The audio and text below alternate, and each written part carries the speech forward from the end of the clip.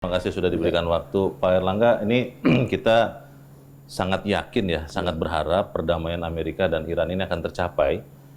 Mengantisipasi hal ini dan kira-kira dampaknya kepada ekonomi Indonesia seperti apa, Pak? Ya, pertama perdamaian selalu membuat hasil positif terhadap global outlook terhadap perekonomian global. Dan yang kedua juga akan memperbaiki supply chain. Jadi dua hal itu sangat berpengaruh terhadap ekonomi Indonesia. Tetapi yang jelas perdamaian itu kontribusinya positif terhadap perekonomian. Seberapa cepat kira-kira itu dampaknya akan terjadi, Pak? Karena beberapa orang mengatakan seperti misalnya Selat Hormuz, Pak Erlangga, itu butuh waktu untuk kemudian berfungsi normal lagi seperti sebelum perang. Seperti apa, Pak, antisipasinya, Pak? Ya, pertama supply chain tidak direct langsung baik, karena tentu implementasi kan akan dimulai dengan penuh kecurigaan dan stop start diperkirakan akan lanjut. Tapi bagi Indonesia kan transmisinya kan ke harga. Sedangkan transmisi harga kita lihat kemarin harga minyak sudah turun di bawah 80 ekspektasi. Nah, tentu ekspektasi harga yang turun ini harus dilanjutkan dengan kontrak barang yang kita dapat. Biasanya ini lagging, jadi kita dapat barang yang mahal untuk beberapa bulan baru harganya turun. Nah, transmisi itu yang sangat berpengaruh terhadap ekonomi dan juga sangat terpengaruh terhadap dunia itu untuk melakukan perusahaan-perusahaan untuk melakukan investasi. Nah, biasanya kan mereka masih wait and watch. Tetapi di tengah ketidakpastian itu, ASEAN kita beberapa kali rapat juga, di mana ASEAN itu menunjukkan bahwa kawasan Indo-Pasifik ini kawasan yang aman untuk investasi. Baik dari segi pertumbuhan di ASEAN masih tumbuh di atas sekitar 4%, maupun market ASEAN plus sekitarnya, China, Jepang, Korea, Australia, New Zealand relatif lebih aman dan lebih stabil. Keamanan itu apakah kemudian juga akan memberikan kira-kira target-target ekonomi Indonesia, Pak, hingga akhir tahun ini? Kita sudah mau masuk ke semester kedua, Pak Menko. Itu akan seperti sesuai yang perkirakan atau memang mungkin harus ada koreksi atau seperti apa, Pak? Ya, pertama tentu dengan adanya perang ini market menjadi tidak bisa diprediksi, dan juga penurunan akibat perang dan eskalasi harga itu pasti ada. Dan juga pada saat seperti ini kan kebanyakan investor itu menahan diri untuk menjaga kondisi cash flow masing-masing. Nah, bagi Indonesia kita ingin menjaga daya beli masyarakat. Nah, oleh karena itu kemarin arahan Bapak Presiden untuk ke kuartal ketiga pun kita gelontorkan bansos dalam bentuk beras 10 kg.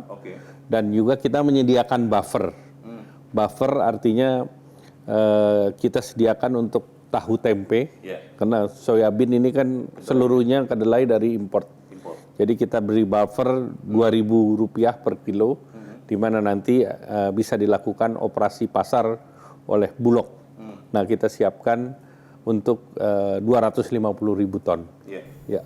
Kalau bicara soal insentif itu nanti, Pak, tapi saya ingin kembali lagi ke kondisi terkini. Bursa Efek Indonesia kan dari awal tahun, Pak, mengalami tekanan. Tapi kita mendapati bahwa Morgan Stanley Capital Index ternyata masih menempatkan Bursa Efek Indonesia di kategori emerging market, tidak menurunkannya ke frontier market. Seberapa besar dampaknya akan kepada pasar modal, Pak, dan juga kepada ekonomi kita? Ya, pertama kan pasar modal kita ini kan sudah ada perbaikan terhadap retail market. Jadi tentu confident kepada retail market ini yang harus didorong. Cuman ada yang kedua, pasar modal kita ini kan adanya pasar modal ini kan untuk membiayai korporasi untuk pasar IPO. Nah, itu mungkin yang kita lebih lihat lebih dalam lagi. Sepanjang semester ini jumlah IPO dengan ketidakpastian kan relatif berkurang ya? Sangat rendah, bukan berkurang. Ya. Sangat rendah. Ya. Tetapi kan sebetulnya kalau kita lihat global tergantung kembali kepada prospek bisnisnya. Sehingga di global walaupun ketidakpastian tinggi, tetapi ada pasarnya, misalnya pasarnya Elon Musk kan meledak juga dia. Jadi kembali kalau bagi investor, pick and choose ini menjadi penting. Memanfaatkan kondisi ini, momentum. Nah biasanya momentum seperti ini baik untuk melakukan ekspansi. Karena capital goods pasti lagi murah-murahnya. Karena tidak banyak orang yang beli. Dan saya lihat 1-2 emiten juga melakukan ekspansi. Jadi itu juga positif. Kemudian saya lihat di special economic zone yang dikembangkan di Indonesia seperti di Bintan, Galang Batang, kemudian di Kendal, Semarang, dan juga di JP di Gresik, itu hampir sold out. Oh, masuk terus ya? Iya, jadi kita mau melakukan ekspansi di beberapa special economic zone itu. Jadi ini tempat untuk realignment daripada supply chain juga. Iya, bicara dinamika yang terjadi, kita juga bicara soal dinamika rupiah ya Pak. Beberapa waktu yang lalu kan sempat menyentuh 18.000 dan sekarang beberapa kali Bank Indonesia sudah menaikkan BI rate dan itu memperkuat nilai tukar rupiah. Anda melihatnya seperti apa Pak? Ya pertama tentu kebiasaan kalau menaikkan rupiah rate kan harapannya rupiah dijadi delta antara interest rate dolar dan interest rate rupiah tidak mengecil, diperbesar. Iya, supaya lebih untung. Supaya rupiah menarik. Nah itu upaya yang dilakukan oleh Bank Indonesia. Karena kemarin sebelum dinaikkan itu jaraknya terlalu tipis. Jadi preferensinya orang lebih menubruk interest dolar daripada rupiah. Nah sekarang dengan posisi di balik itu diharapkan ini akan mengurangi daripada capital outflow. Tetapi capital outflow itu perlu didukung oleh juga investasi-investasi yang berkualitas. Karena kebanyakan daripada industri keuangan kan lihatnya midterm to long term. Kalau yang di capital market memang hanya spot untuk cari untung di spot aja. Jadi ya mau naik mau turun mereka bisa mengambil untung. Makanya kemarin kita minta supaya short selling juga ditahan karena yang pasar spekulasi kita kurangi. Kalau melihat kebijakan moneter, fiskal, dan juga keuangan ya Pak, itu kan beberapa tahun lalu menunjukkan lagi komitmen bersama untuk memperkuat rupiah, tapi juga mengejar pertumbuhan ekonomi. Kantor Menko Perekonomian melihatnya seperti apa sekarang Pak? Ya pertama kerjasama antara fiskal moneter ini udah sangat baik karena kami juga secara temporer bertemu dan kita memonitor dana pihak ketiga yang diperbankan, kemudian penyaluran kredit dan juga tentu likuiditas di market ini sangat diperlukan. Ya, melihat situasi sekarang Pak Erlangga ada yang mengatakan bahwa multilateralisme itu semakin tergantikan dengan bilateralisme. Amerika Serikat beberapa kali mengejutkan dunia Pak dengan kebijakan-kebijakan dagang yang juga berdampak kepada Indonesia. Bagaimana kemudian Indonesia melihat kerjasama multilateral khususnya OECD ini Pak? Ini kan Indonesia sedang memproses aksesi penuh untuk OECD.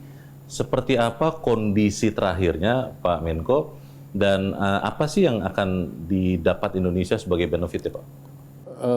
OECD kan ya semacam klub ekonomi terdiri dari market yang besarnya 64 triliun. Nah Indonesia kan ekonominya 1,5 triliun. Jadi artinya ini sebuah pasar yang sangat besar dan terdiri dari 38 negara.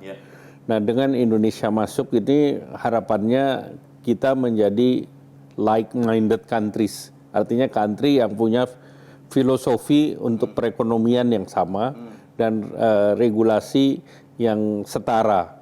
Dengan kesetaraan ini maka orang untuk melakukan investasi sesama negara OECD itu risknya akan menjadi lebih rendah. Nah, itulah yang ingin dimanfaatkan oleh Indonesia untuk masuk proses aksesi. Indonesia tidak sendirian, karena Thailand ada di belakang kita. Jadi Thailand juga sedang dalam proses. Kemudian saya dengar kemarin dalam pertemuan di OECD meeting itu Filipina dan Singapura sedang melihat-lihat. Jadi artinya kita harus lebih depan dari mereka semua. Baik. Supaya kita betul-betul bisa memanfaatkan pasar. Jelajahi cara baru mendapatkan informasi. Download Metro TV Extend sekarang.